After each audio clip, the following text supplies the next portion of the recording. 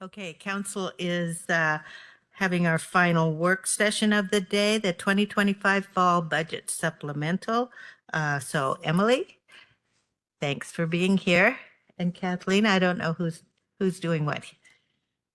I will be presenting today, and Emily will add and correct, and she's the one that actually has led this whole process. So I want to start out that we have the agenda on the next slide. I do want to start by, and I always do this, and I do it because I mean it, and I'm being very sincere. I want to thank all the departments and offices for their thoughtful and intentional budget submissions. Everybody, every year, they don't disappoint. They share what their needs are, and they know our budget constraints, and it makes our job a little easier to be able to share what they do. I also want to thank the finance team, which is the deputy treasurer, the finance director, the budget director, and the HR director. They also review all the submissions and provide thoughtful input as we go through this process. And of course, Emily, our budget director, and her team. Emily leads this process. She goes from training to coordinating, collaborating with all the departments and offices, ensuring that there's clear, consistent, and an equitable process so that everybody's on the same page. So during today's work session, we'll talk about just quickly the timeline, our current financial position, the recommendations that will be before you. We'll look at the general fund forecast, and then where the constituents and the council can look at the budget reports and the next steps. So departments and offices started their work, well, some probably earlier than others, but usually around late spring, early summer. Again, training was provided ahead of time so they know, where to go, how to put budget submissions in, what needs to be included. Submissions from the departments were due in August. The budget office and myself met with all of the departments and offices to go over the requests both for this supplemental as well as the 2026 annual budget, and that was in between the August and October timeframe. I worked with Emily to come up with the recommendations before you today. And then today we're at the work session. There is a public hearing on November 4th on this. And I just wanted to call out that the RCW 3640 does allow for budget supplemental appropriations for any unforeseen and emergency situations. This can include a situation that hinders the ability for a department or office to fulfill their obligations, labor contracts, unforeseen revenue sources, and other situations. So we've tightened this down to trying to just do the fall supplemental, which really does true up 2025. Sometimes we have to have other supplementals depending on the needs at the time. There has been ongoing efforts to continue to help strengthen the county's financial position. As everybody has heard over the years, our general fund has had challenges. We have a structural deficit, but there are good strides moving forward.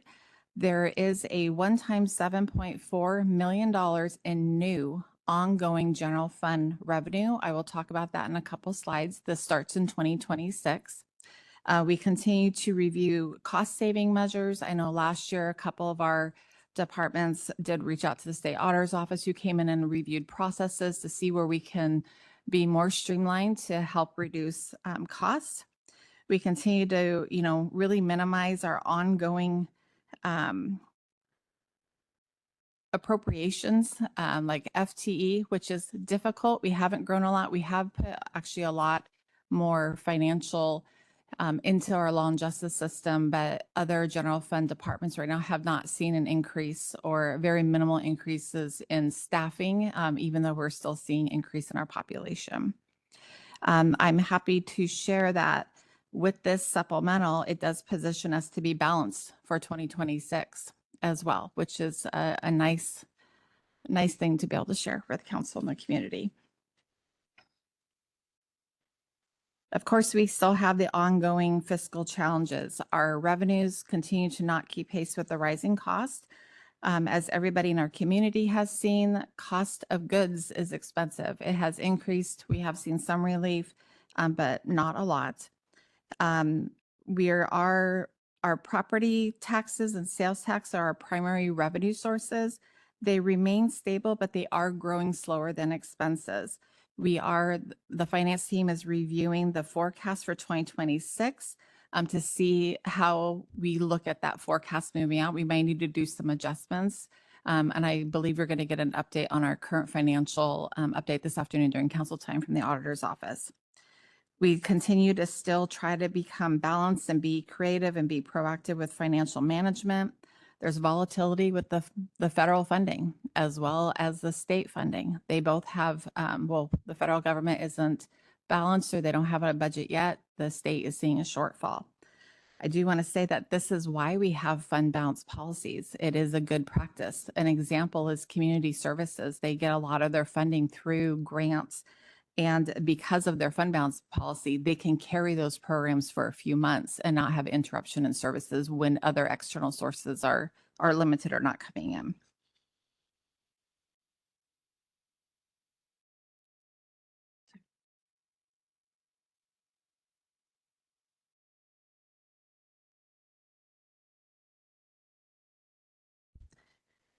Okay, so moving forward, again, looking at how can we be fiscally sustainable? We want to look at the long-term financials. We want to continue to look at efficiency improvements, policy clarity. This is really council's direction on you adopt the budget, you allocate the budget. And what is council's policy? Is your allocation, law and justice? Right now, 70% of our general fund goes to law and justice. Is it parks? Is it, there's a lot of hard decisions on that policy direction. And based on that direction, that will impact the service level in our community as well. Continue with prudent management on expenditures, identify new reliable revenue sources, maintaining appropriate reserves to minimize our service disruptions, and really try to address and continue to address the critical liabilities that will guide our approach moving forward. Our goal is to provide services in our community, to keep them safe, to keep the parks, to keep the mandated services moving forward. And the other part of that is we want to uphold the county's fiscal integrity while preserving those services. We are committed to working closely with council, the departments and offices, and other community partners to help meet those goals that we have moving forward. So as far as the number of submissions that were submitted by departments and offices, the total is 158. I'll go through these just quickly because I know we have a couple new counselors joining us this year. For budget neutral, we have 30 of those requests. These are they're like grants. They have a revenue and expenditure, so there's no net difference in our financials. Carry forward, we have 9. These are items that have already been approved and budgeted in the past, but they haven't completely spent out those funds, so they need to carry them forward. Sometimes projects take more than 1 year. Technical adjustments, these are normally like coding changes that we found that just need to be corrected. Previously approved, we have 61 of those. These are items that you have approved during your Tuesday council meetings. So all of these you've already touched, seen, learned about, and approved. New requests are those items that have not come before council yet. Budget interventions is when we are requesting reductions in the budget. That's where that would fall under. We did not request that this year. And not recommended are those items that after review are not recommended in the budget today. Before we go on to the next slide, I'm just gonna, we have 158 submissions. I'm not gonna read all 158, but what I would like to do is just share examples in those. Council has received all of these submissions. It has been posted online for quite a while now as well. But just to give a flavor of what those submissions are. So for budget neutral, again, these are like grants, revenues, and expenditures are both there. This is like Superior Court Safe Babies Grant, Family Treatment Court Grant, Jail Services, Medications for Opioid Use Grant, Carillon Grant, Healthcare. Other one time was like our prosecuting attorney used salary savings to fund a project position. Postage and printing increases, it's just their capacity for revenues and expenses. Combining a couple of projects at the fairground and then updating like our self-insurance fund with the expenses and revenues, both the employer and the employee rate contributions for non-HMO providers. Carry forward, again, these are items that were already approved but not fully spent. An example would be the CREDC grant that we had that was approved, I believe, in 2024. And so it was carry forward into 2025 because it was not used. The Vancouver Lake Management Plan implementation and the parametric contract for the new legislation on climate change planning. So that had been approved in the prior year. The work continued in 2025. So this is carrying forward those funds to 2025, unspent funds. Technical adjustment, we had a correction to our technology replacement fund coding. Previously approved by council. Again, these are the ones that you've already seen and approved in a Tuesday meeting.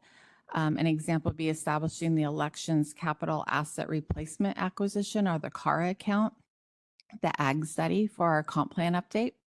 Again, the climate planning grant extension, other grants such as therapeutic, specialty, DOJ grants, community restitution grants, both from ecology and Lowe's, officer wellness, traffic safety, body-worn camera grants. Public defense contracts, we had to do a few more contracts to make sure that those, the representation was happening, and that happened within the last few months. And also the Lower Columbia Urban Streams monitoring. A few items that were under the new request. The assessor's office is asking to increase professional services budget to finance street level imagery. I do want to just note for them, and I'll say all the partners are online today or in the room, but they, over the last few years, have really looked at how to use technology, not only for our services that they provide, but now they're partnering with other jurisdictions to also use that same technology. So it's a great program, and I'm very appreciative of their continued work in trying to increase those service opportunities. Cameras at the remote Dropbox locations, association dues and support and charges. This is like Southwest Clean Air Agency, Waco, state auditors. While, they come down here, they work for the state, they come and audit us. We have to pay them for that. And so that's part of those support charges. Wages, staffing, and service impacts. So salary, contingency for wage impacts. We had some classifications or reallocations in public works. Reclassification is just changing where an employee is at and like at a higher level classification.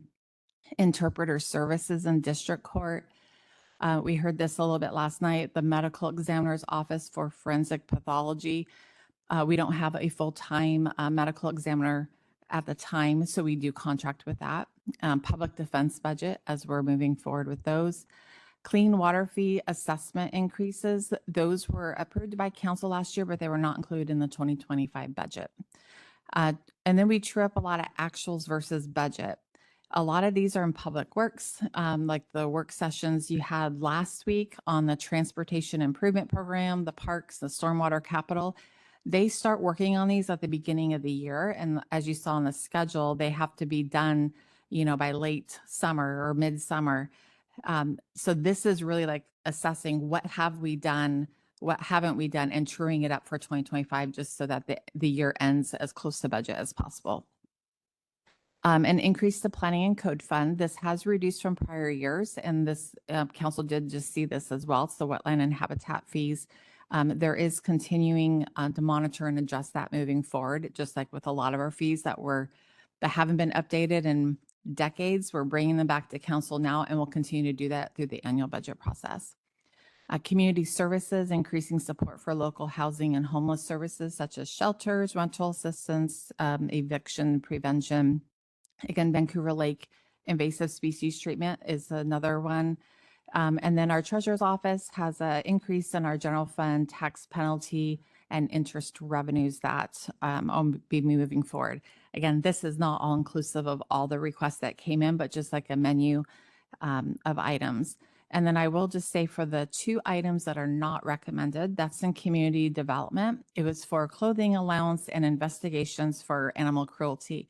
The reason it's not being recommended is they do have budget capacity to cover those expenses this year. There's just two amendments also to the recommendation. The first one is submitted by the clerk's office. This is for $3,700 from general fund. And this is to comply with a court order to refund a restitution payment. This was out of a Court of Appeals decision. The court ordered restitution that was previously paid by the defendant and provided the victims be refunded to the defendant as the original sentence was vacated. And I think they just learned about this, which is why it was not included in the original documents and submissions. And then the second amendment on the next slide is actually just a revision. It's really at putting two packages together. This is regarding the video cameras at each of the 22 remote ballot boxes. The cost is at $750,000 with a grant $160,000, and the remaining $590,000 will be covered by the new car account, the capital asset replacement and acquisition. So this is just combining both of them so that all the budget appropriations are in one package. Before I go on to the next slide, I just wanted to pause really quick to see if council had any questions, because the next two slides, I believe, will be going more in depth on the financial impacts.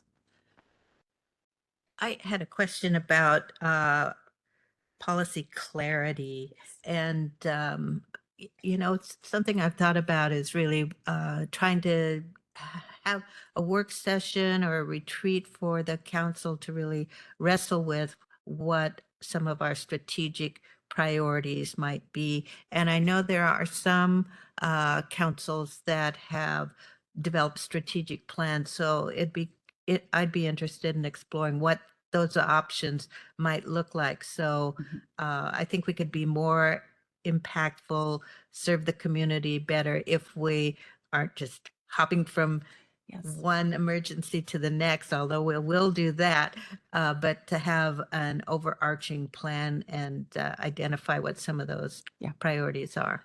I think that's helpful as well, because it also provides a more clear direction for staff and council throughout the year. So yes, I would agree. Right. Yeah, I think that's a great suggestion, because we are usually just focused on one thing and everything seems to be an emergency. So seeing them all together would be helpful to help prioritize. Because I am newer, I'd like to learn a little bit more about our reserve policy and just what's the goal and how have we been tracking with our goals? Yeah, so we'll go over that in 2 slides.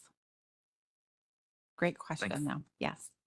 Councilor Young, did you have any questions at this time? No, just a further comment on that. The strategic plan, I think, is a great idea. That goes along also with I've mentioned several times, with having coordination and intent behind what the various funding sources support. So specifically the different funding mechanisms that we have, like mental health sales tax, opioid abatement council, Urban County Policy Board with our CDBG funding, things like that can give direction to each of the different boards or groups that are assigned to work through and direct funding of the priorities for the county to keep it related, all of their approved applications. Sounds good. Okay. Okay. So the next slide. So this is the new revenue that is being realized for this year. Actually, this is for 2026, but because there's a little bit in 2025, but we did want to call it out and show it on our forecast as well, because it's amazing. We've never come forward since I've been here with almost a $7.5 million new revenues to the general fund. There's a couple things that are contributing to this. One is the indirect cost allocation, which the auditor's office manages. That's where they charge other funds and departments for centralized services. Vehicle licensing, a new revenue coming in from there for about $1 million starting next year.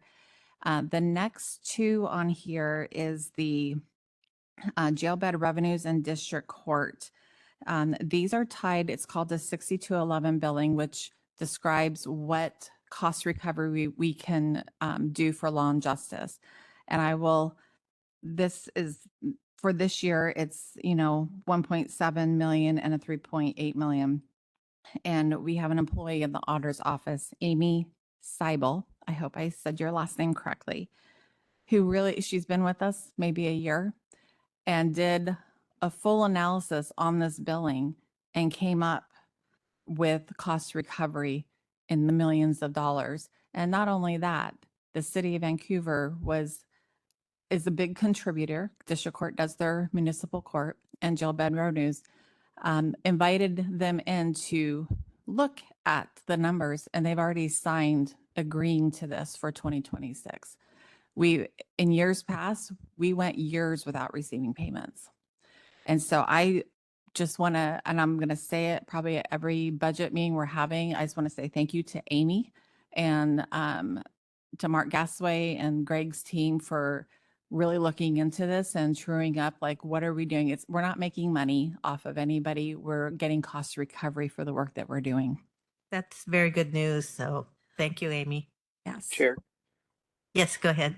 I just wanted to add too with this, it's, it's not that, and I'm certain this is not what the county manager meant. It's not that the city of Vancouver wasn't paying or willing to pay. It's just we hadn't gone through the work to discover what the actual costs of providing those services are. So I'm grateful that the city, when they did see the information that we gave to them, that they have agreed to pay their portion of the cost recovery for those services. Yeah. Thanks for that clarification. And then the other funds on here, I had mentioned in some of them, the treasurer's office also is bringing in additional revenue through the tax penalty revenues and the interest, as well as delinquent property tax in their O&M. So every little bit helps. And so I'm very thankful for all the departments and offices who are able to capture revenue sources. And none of this went to the public. This isn't like a hit, it wasn't a tax increase. So it was really based off an existing revenue source versus a new revenue source, such as a new levy or tax.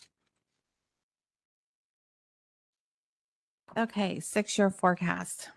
I got to look at my sheet because it's really small. I'm going to go over this. Do you guys have it in front of you? Because I know that's a little small as well. Okay. So I'm just going to go through this. I'm going to go through each line just so that, because it's just a good reminder on what all these numbers mean. And I'm going to look at the first column, which is the 2025 column. So the first line is about 110.7 million. That's our beginning fund balance. This is just general funds. In our fall supplemental, we only do the general fund. In the annual budget, you will see information on all of our major funds. So like the REIT funds and mental health sales tax, but this is just general fund. The total operating revenue is about 210 million. Total expenses is 242. And our capital is about 1.9 million. That's I think it was about 2 years ago, we split out capital for the first time here. So we have a different line item. And so then you can see, just seeing right there, you can see our revenue expenses are exceeding our revenues at that point. So net savings, which is in the black line, is about 3.3 million. And this is due to increased revenues or one-time impact. More information will be coming again. Some of this is while our sales tax is stable, it is coming in a little bit lower. So we have some contingency in there. You'll learn a little bit more about that this afternoon, I believe. This does do the 6211 billing that we just talked about for law and justice for the 2025, but you can also, I'll get there. So that is included. There was a retirement rate through PERS that was changed effective July 1, and then a couple other minor things. If you go down, so the 2025 fall supplemental impact, which is the orange line, is 5.7 million. And if you go to the right of that, you can see there really isn't a lot of ongoing impacts. The supplemental is really about a one-time within a year, not intended for ongoing discussions. That would be part of the 2026 annual budget. This includes the operating budget impact of 5.5 million and the capital impact of 172,000. Then you go down to the green line, which is the new ongoing revenue. And there you can see, just because we wanted to share this information before our annual supplemental, That's starting in 2026. You can see that 7.4 additional revenue moving forward, and you can see that across through the next 6 years. And okay. So the total budget modifiers is 2.4 million, which is on the gray line. That is the savings of the 3.3 million above on the black line, and then taking into account what's being recommended in the fall supplemental of the 5.7 million. So it's the difference between those two. The projecting ending fund balance is 73.4 million. And I'll just note really quick, you can see that same number on the top of the 2026. That is the beginning fund balance. And I will also just remind you that these are drafts. They don't include the amendment of the $3,700 for the clerk's office as well. So the ending fund balance goes up to the beginning fund balance. Right below that, we have the fund assignments. These are our auditor's office calculates these. It's 41.5 million. And this includes some funding for compensated absences. And I haven't seen the update, but historically this is about 25%. If somebody left the county, there's certain leaves like sick leave, vacation that gets cashed out. We budget about 25%. And I believe that there were some adjustments this year. I don't know if Emily can share. Yes, I checked in with Mark Gassaway, and the change is in GASB 101. There was some expanded definition of how those compensated absences were calculated, and it increased the total liability. It's still 25% of that liability, but the scope is bigger, and we can provide more detail if that's needed. Thank you. And then the number under that is the non-spendable encumbered invoices of 2.4 million. So this is really the invoices that we know are coming but have not been paid yet. So we need to have funding set aside for those to pay those to the end of the year. And then our minimum fund balance per policy is 34.5 million, which leaves a projecting unassigned fund balance available for one-time requests of 32 million. And I will say the ending or the minimum fund balance per policy is about 60 days operations. There's a lot more that goes into that, but that's the basic understanding of that. So if something were to happen, we can continue operations for 60 days for that fund balance policy. There's a couple other notable items I just wanted to mention on this forecast. Again, this does not include any requests for the annual budget for 2026. It doesn't include the $3,700, like I said, for the clerk's office amendment. It leaves us actually with a 12.7 one-time fund balance for 2026 for new requests. The finance team is reviewing the sales tax performance and may recommend a different growth factor of how we project based on what we're seeing this year. It does not include the 1% bank capacity. Council has not wanted that in our forecast for the future years. And I can share it would be if council adopted in 2026, the 1% and the bank capacity, it's about $1.4 million. And 800 of that would be dedicated to the 1%. So that is not included in the forecast. That does compound. So every year it would compound if council adopts it every year. And that was 1.4. That was 1.47. That includes bank capacity and the 1%. The 1% is about 800,000 of that. Thank you. And again, it does not include any of the 2026 requests or any other, we call them critical needs. It's other items that departments need but did not go through the normal budget process. You'll hear from them next week on those. It doesn't include any of those requests as well. Chair. Yes, go ahead. While we're on this line here, I think it would be important to point out for the new counselors as well as for the public, when we say there's unassigned fund balance available for budget requests, that's kind of a two-edged sword there, because whatever from that funding that we use, it brings the deficit further forward. So if you look down, 2028, you're now in the red. That shows the deficit, and that number will change by every penny we spend out of the unassigned fund balance that's available. So I think it's important to know for the public and for the new counselors, it's not that we have $32 million sitting there that we can have a heyday with. We have a significant challenge coming up in the future if no other sources of revenue are found, and every penny that we spend from that is exacerbating that problem in the future. So we do need to be very prudent in our spending with that. I did think, Kathleen, maybe you have a comment, and then I have another question too. Yes, I thank you, Counselor Young, because I did want to clarify the one time available, knowing that there's no new request, is the 12.7, not the 31.9, because you got to go through the whole fund balance reserve policy and everything we need to set aside. And again, that doesn't include any requests or any additions right now. So it's really 12.7. And as Counselor Young mentioned, you can see in 2028, that's where we're dipping in. That's where the structural deficit hits, which means I think this is the first time in a few years we are not dipping into fund balance to balance this year or next year. Is that, or for next year? So the structural deficit starts back up in 2028, and then 2031, you can see that additional pink line. That's where we actually have a deficit in the fund. And that's where it would be, we're not going to be balanced. Go ahead, Emily. It's kind of confusing because we have all these different lines that show different potentials. Right now, the general fund is in a structural deficit that every single year our ongoing revenues are not keeping pace with our ongoing expenses. But we're able to balance the budget through these one-time fund balance totals that we have. So the next slide is going to go into the structural deficit, and you'll be able to see it's there every year. It is there.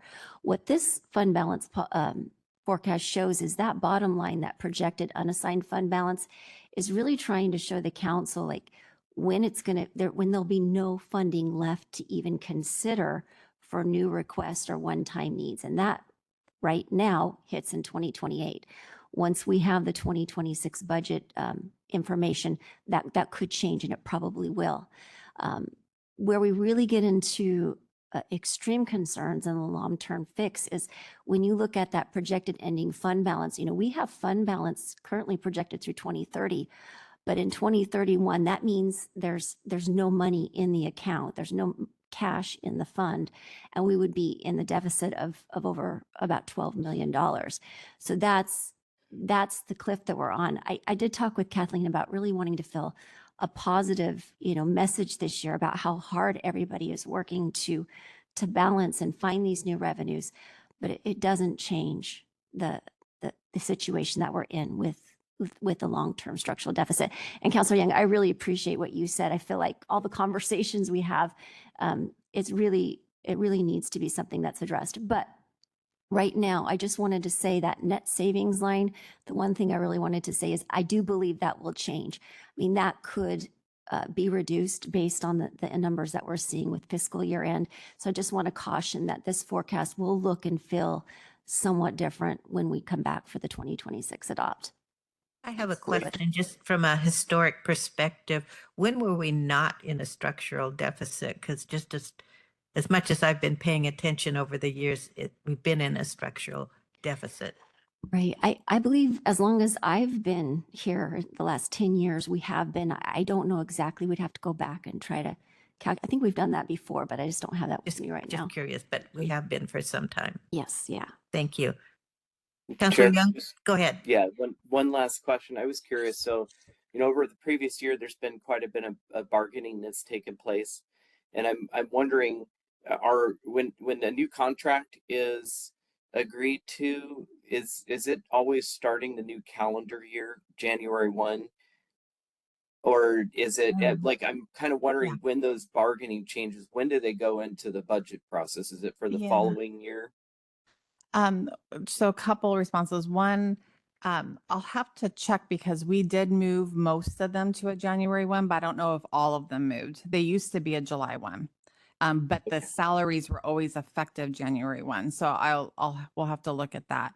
But there is a forecast, I think it's 3% for salaries and 5% for benefits that's included in the forecast. So, every time that we're looking at, and it also depends on where people are at and things change. So that's a rough estimate, but we do have those discussions before council gives parameters on collective bargaining.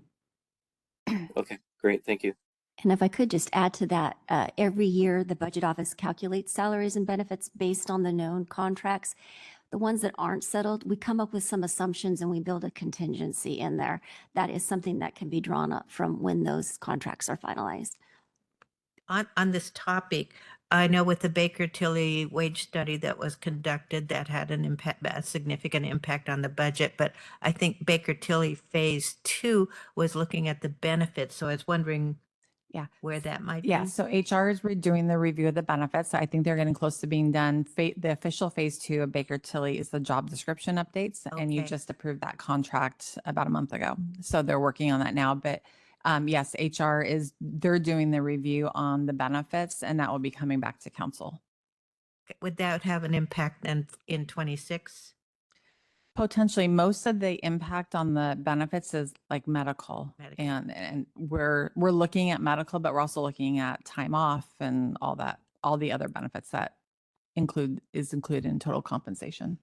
So we'll see that before the end of the year? Or I will maybe have- next year? I will have to check on that. Just So, curious. yeah. Thank can you. Follow up. Any other questions on this slide? The next slide shows the structural deficit.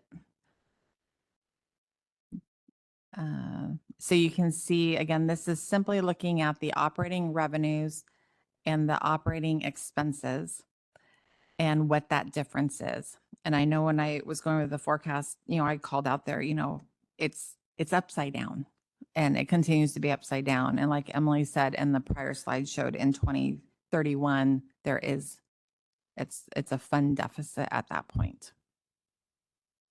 But again, I'm very thankful for the work that the staff did, because that contributed to us having a balanced budget for this year and making it, I don't want to say easier for 2026, because I know the departments and offices are still tight, and that makes it hard, because we have been very conservative so that we're not having to reduce and lose staff, but also maintain and be competitive. But people are doing a lot more without any increases for many years. And so I do want to acknowledge that with our staff. And Well, and there's the uncertainty with state and federal funding. So Yes. that's looming. And if I could just add something on that one real quickly, just to remember that the 2026 budget process, that what we're saying where we're able to balance, that's baseline. That's our existing services. And the minimal requests that we're allowed to go through the regular budget process. There is a large number of general fund critical needs that the council will see next week. I know the reports have been provided, but the presentations will be given in the work session next week.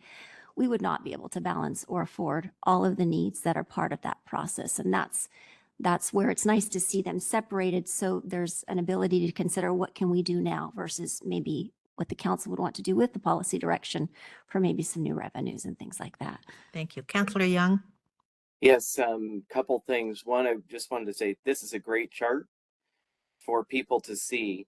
And what I would be interested in is a little bit more definition as to what the assumptions were when you build I think the operating revenue is a little bit easier to see. I mean, we've had consistent patterns just based on the economy, things like that. But what some of the assumptions were that went into the operating expenses and the increase in that year after year. But this really shows the deficit, and I think the real answer is we will never not be in a deficit scenario with the funding system that we have, with the limitation on us being able to raise those revenues to match inflation. We just can't do that, given the state laws on the 1%. It just doesn't do it. So unless you're able to come up with other forms of separate revenue, you can't, that deficit will always exist. We may have enough funding, year after year, but the pinch gets tighter and tighter and tighter every year, no matter what we do, no matter what sorts of large funding increase we're able to attain. So I think it's important that we realize that. Just a couple of things on that. So one thing that has had a huge impact on our deficit is not taking that 1% historically, because I believe it was 6 out of 12 years the council did not adopt the 1%. That would have increased the average homeowner like $25 a year. And we lost $37.5 million in revenue. If that 1% was taken, I don't think we'd be in a structural deficit. But we're here and we're looking at now and moving forward. And then the other thing I just want to mention, I can share how the projections are out. So this, like I said earlier, the salary, we project 3% every year, benefits 5%, and services and supplies at 2%. And then for revenues, historically, these are based on 20-year historical information. Sales tax at 4.2%. That's the one that we're reviewing to see if that still makes sense next year, just based on what we're seeing right now. And property taxes at 2.5%. And then all of our other taxes, fines, fees, we do that. We budget that flat. Sometimes there's a little decline in some of those fees. We have hundreds and hundreds of fees on that. So I just wanted to share that. And I think in the annual one, you'll see the projections amounts, the percentages on the side of the 6-year forecast as well. Great. So just to follow up on Councillor Young's, will always be in a structural deficit. I know your opinion, Kathleen, is that if we had taken the 1% all these years, we would not be at this Well, point. we would have an additional $37.5 million. Right. So there's a chance that we will get out of this structural deficit Well, at some point. it still will exist though. So you just would have a larger fund balance, but still year over year over year, that fund balance would slowly erode. And eventually you'd get to the point where you're in the red again. It just stretches that time period out. I mean, the structural deficit is the fact that we are unable, because of state law, to increase our revenue enough to cover our growing expenses. I could just add to that. I think it's a hypothetical conversation, and I think that you can say it is possible that there would be enough new ongoing revenues through all of the property tax levies if those had taken to balance where we are currently. I think the challenge that each council faces is that you can't just stay flat. There's no ability to say we're not going to grow. So the decisions that you make every year as part of your budget recommendations and adoption, if you increase expenses and those start to outpace those revenues that you've already established, that structural deficit will show up again. It's an ongoing balancing act for sure. Thank you for that perspective. And just to agree with your point, Councillor Young, it's challenging given the funding that's available to us. Okay, the next slide is just showing we have mandated reports that we need to do and provide to council and the public, and anybody can go on our website under the budget, under the 2025 annual budget, and see all of the reports that are generated from this budget supplemental. And then also on the website on the next slide just talks about the timing and that highlights the specific, again, the reports that identify the specific change requirements and what is being recommended. I'm not going to go over this. I know we did went over the general fund forecast, but this really, part of it is I can't read it right now. The specific impacts on all the funds is incorporated in here. We just focus really on the general fund in the supplemental because that is a key one that we're constantly monitoring. And then next steps, we're more than happy to answer any questions or do follow-up for questions with council. So if you have anything, you can share them with us now, or if you think of something before the hearing, and encourage any feedback that you have. And then our next meeting on the supplemental is on November 4th, where we'll have a public hearing with the same information. So I'll turn it over to council.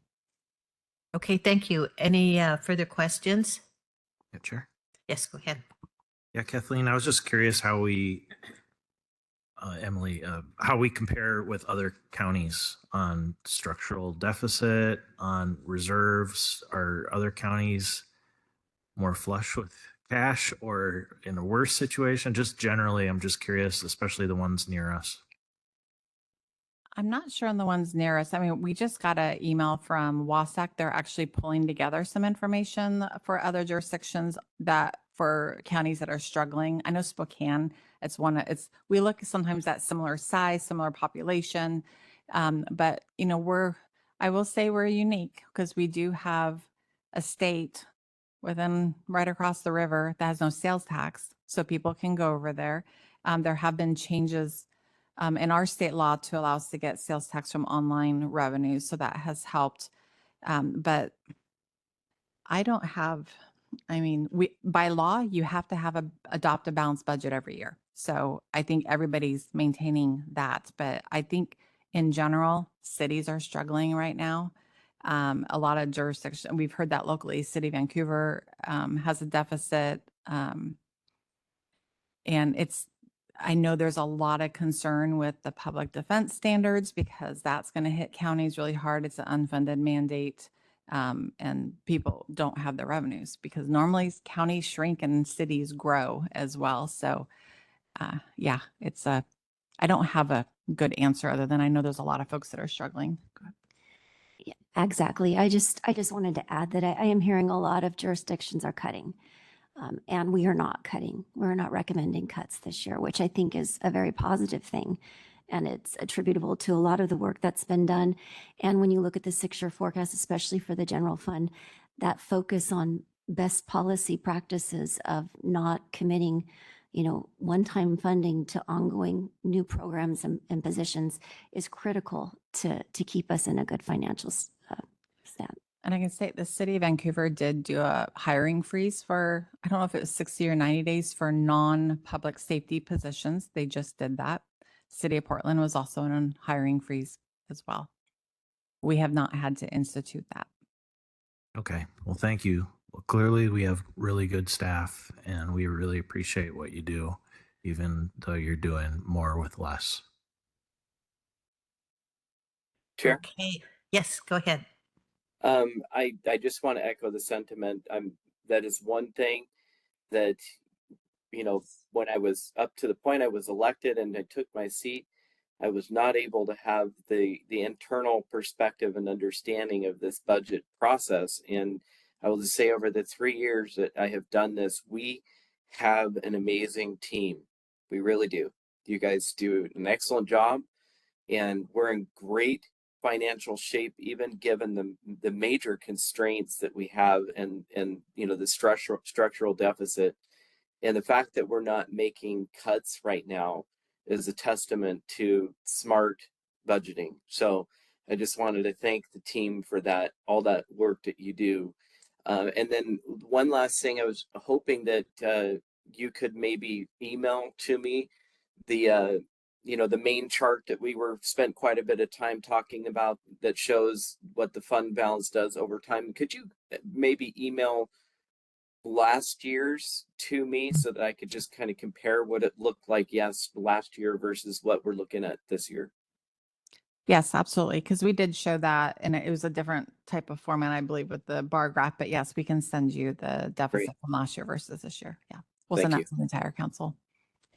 Great. I have a question. Do you have any advice to the council on how we can best prepare for these budget conversations and decisions going forward?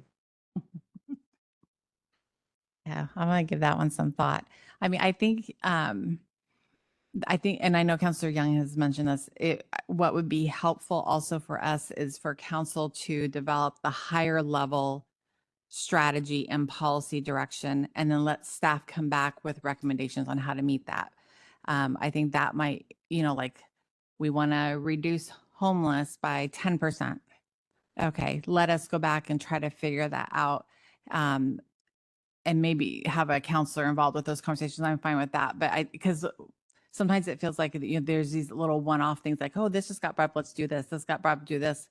And that we want to make sure that there's a thorough review. We have a lot of experts on staff that can help and also be able to look at it across the board and not just through one lens of like, because we might have to be creative on how we're using our expenditures. Like, can we use this fund for this and this and this? And how can we, but having the overarching goal that council has will be really helpful. Yeah, I think we would really want to do that, Yeah. but do we have the bandwidth to do that this year, or are we looking forward I to would say next we year? would do it for next year because our budget process is really far. Yeah, we're very And- late in the stage Yeah. here. And I can say confidently that things that I'm recommending in this budget and in the annual budget is based off of council's decisions and priorities and discussions that you've already had. So there isn't anything that's going to be out of the ordinary that you're going to see. Yeah. Well, Great. And Let's- there's also opportunities during that budget process. Council can do amendments as well, and we can talk about that a little bit more if you see something, that really meets your policy priority and it's not included in my recommendations. There is opportunities for council to amend that as well. Okay, good to know. Chair, Yes, go ahead. one last comment or compliment, I would say. Also wanted to say thanks to the county manager. It is really hard to give a recommendation that we not approve funding for so many of the needs that all of the different departments really need. That's a difficult thing to do, and it's been done on many occasions, and that is the reason that we're in a reasonable, healthy position right now. Because if we had brought on FTE earlier when it was not a good idea to, we could very well be cutting those same FTEs at this point in time. So just want to thank you for your very conservative approach to, and the fundamental look at the long-term sustainability of the budget decisions that we make. Go ahead. Sure. Yeah, I'm just trying to think how we would do a strategic planning work session.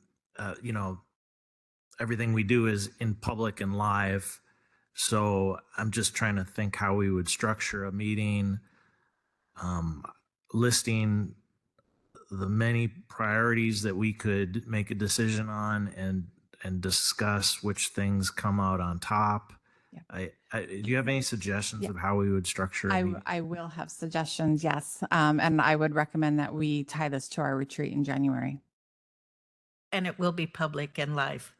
Yeah, regardless. There's no avoiding that.